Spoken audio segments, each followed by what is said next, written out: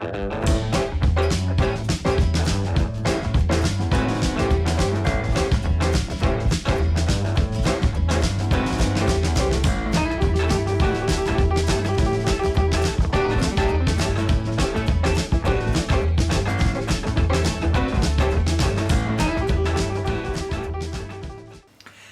and welcome to the 5th episode of The Prop House and the 3rd episode of the Trader Sam's Dining Room Makeover series. So I have a couple more things to make before we get on to doing the room up. Then the next episode will be redoing the whole room in one big episode. These aren't the biggest projects. Well, one's big, but you'll see what I'm talking about. They're not the biggest one, so this might be a shorter episode. And that's all I have to say really, so let's get started. Now, the next prop I'm not actually gonna make again. For just a couple different reasons. It's this Trader Sam's book. Now they have these books at the restaurant and they're actually the menu, and we did actually fill them out with different things. The menus at the actual places have photos of the mugs that they sell at the restaurant, so we did our best to draw our own ones. Now we spent forever on this one. You may not be able to pick it up, but it's actually hand sewn right here. And the front, it's all material, and there's these little grommets in them right there. And that was the most annoying process in the world to get in without tearing the grommet or the fabric. So I'm not gonna remake this, but I will talk about how I made it. So start with the basics. I made it out of the same wood that I made the sign out of. I just made 2 rectangles for it, just cut them up. And the grommets on it are actually the grommets from a ceiling fan, as you probably saw. I'll show a picture of it on the screen right now, as you saw on the propeller we made. It's just made up with twine, and we cut holes in the paper to attach it all together. And it is a simple thing we made, but it was an extremely annoying thing to make.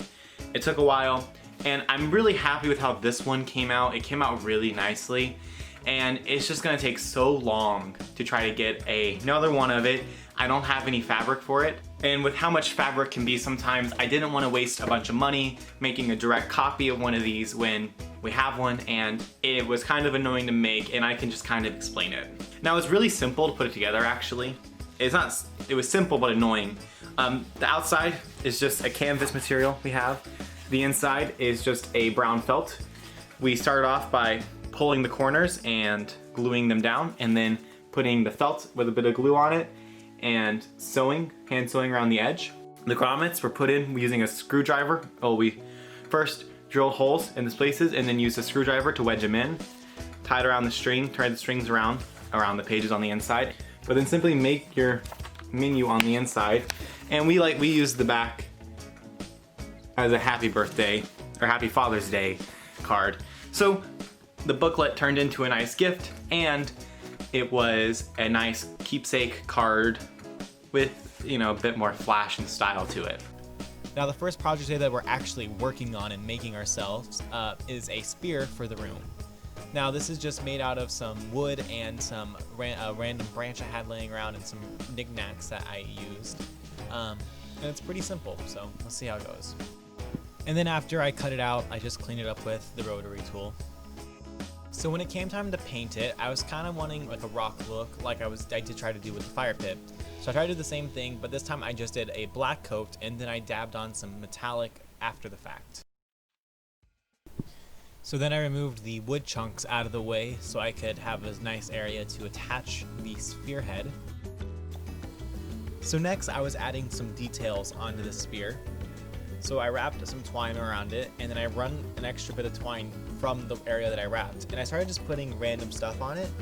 I was originally gonna do some like beads and stuff, but I ended up having some like erector set pieces laying around, some nuts, bolts, a grommet from the book, and I used that as the decoration in the end. So the next step was, since the head of it had dried, I glued it to the top of the branch, and then once it had glued for a couple of seconds with the hot glue, I took some more twine and I wrapped it around it to really secure it on.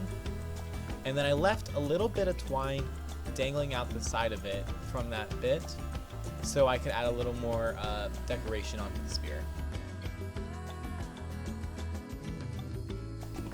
I also ended up adding a little bit of purple ribbon on the end of it, and I frayed up the ribbon a little bit.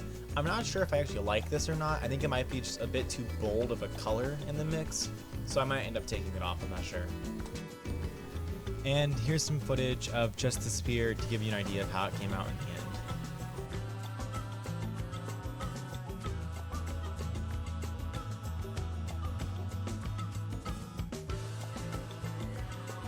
Now, this one really isn't a prop per se, but it is something that's extremely important to matching the feel of a room, especially this one. And that is can light. It's just a simple light I got at Walmart. And lighting is extremely important. If you ever seen any kind of documentary on a movie or anything, light is often what makes a shot worth doing. So, it's something I really wanted to incorporate really well into the dining room makeover. So I have two of these lights, and just the light by itself, I have a really bright bulb in here, but just the light by itself isn't what makes it good.